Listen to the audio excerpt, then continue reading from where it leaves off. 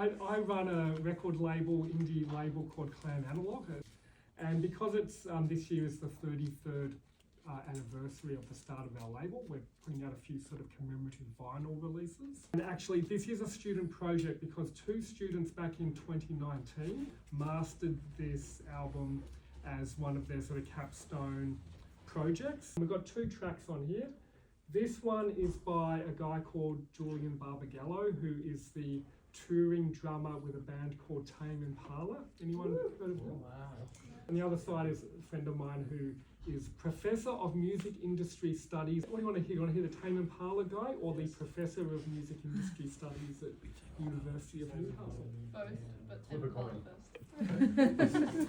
Why do we need a test pressing? It's basically to see that the cut has translated well to a manufactured disc. So when you go and cut a disc, you go to a cutting room with a big sort of record player in reverse. So instead of playing the record, it actually cuts the record onto a lacquer. So you take a lacquer and you heat it up under one of those red heat lamps that people used to use when they had a sore back.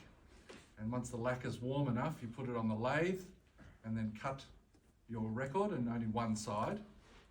And then that goes off. Within 48 hours, you have to have booked the factory to press your test pressing, because it starts to turn back into a flat piece of lacquer within 48 hours. So you get that to the factory goes through electroplating process and making a master and making a stamper and then stamping your test pressing, and this is basically sent to you for approval. So often the thing vinyl doesn't do very well is to deal with fast transients in the top end. So what you're listening for is often a bit of tearing in S's and T's and hi-hats and anything that's a particularly fast transient. You're also listening generally for any distortion or does the record jump or skip. So let's test this one now and see if we approve.